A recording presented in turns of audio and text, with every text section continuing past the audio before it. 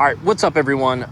Let's just go ahead and dive into this video. The last video that I uploaded covering the 4Runner to the channel was basically just talking about the busy week that I had laying ahead for myself, doing some stuff to this 4Runner, and then dropping it off at Ironwood and Car Toys here local to me. Basically just finish up anything that I couldn't do or didn't feel comfortable doing. So it was a busy week for the 4Runner.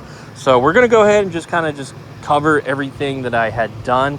In the last video, like I said, I talked about stuff that I was gonna do. There's one thing that wasn't able to get done, but we'll go over that.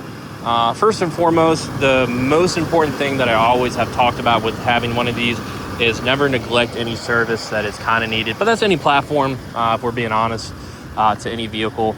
The good thing about this vehicle, I looked up all the service records, which is nice that everything is local here. So I was able to see all the history of this vehicle dating back to like when it first was off the lot and like the very first oil change. Could not find the last time that it had the spark plugs and wires done. And it's crazy to think that 2.5 years, this fall will be 3 years that I've owned this vehicle, the 4Runner, that I've put over 100,000 miles on this. So I do drive a lot. When I bought it, it was at about 153 and some change, maybe 154,000 miles. It is now over 257,000 miles. So the spark plugs and wires had not been changed when I pulled them. They didn't look too bad. Well, actually, let's be honest. They did look bad, but not to the point to where it was like misfiring or anything.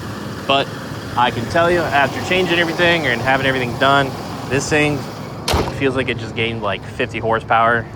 It was probably just the drive. The drive itself feels better. We'll just put it that way. A better experience. It wasn't like missing or anything. It didn't have any codes, which was kind of wild.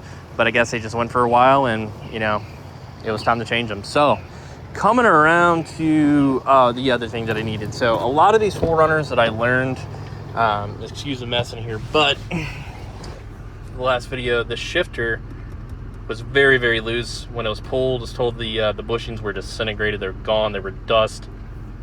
Looked like glass. A bomb went off. Now you can see it's very super tight, as it should be. The issue that I was having was it would not register in park. The key in the ignition would not come out, so you would have to, you know, keep putting it in park until that registered.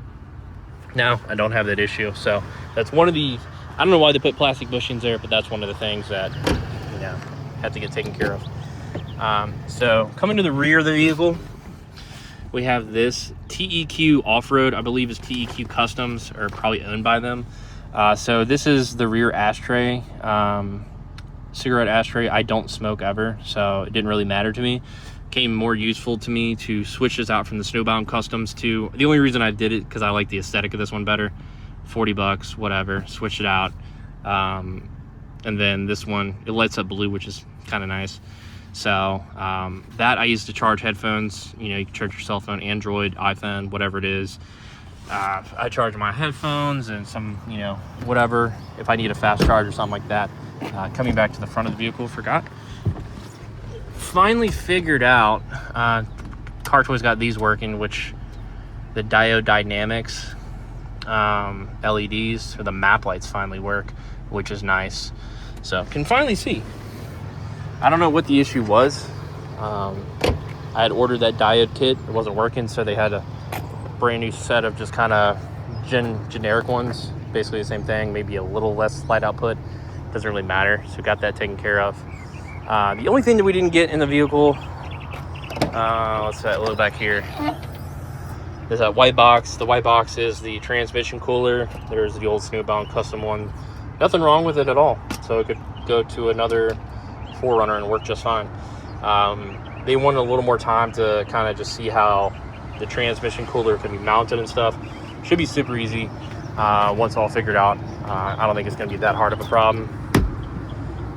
Sure, that's in there.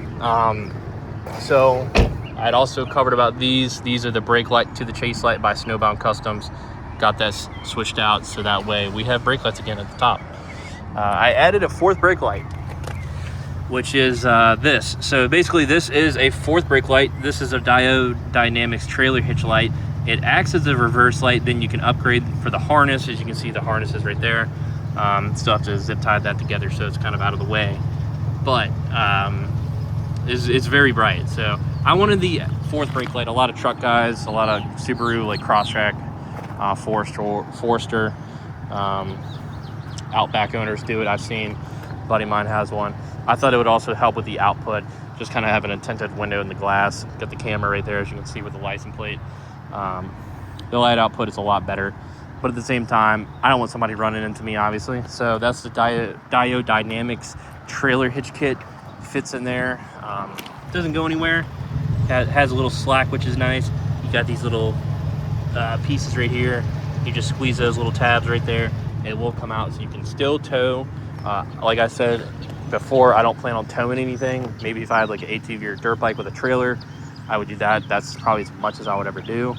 Other than that, I don't plan on it, so that's why I added that, $250 part basically. So overall, that's pretty much everything that is done. Still waiting on some 2 pre-ordered parts. Found a new set of taillights. So that lie that you tell yourself, I'm never gonna mod this vehicle, I'm done modding, I'm good, I'm not gonna spend more money. Yeah, that's a lie.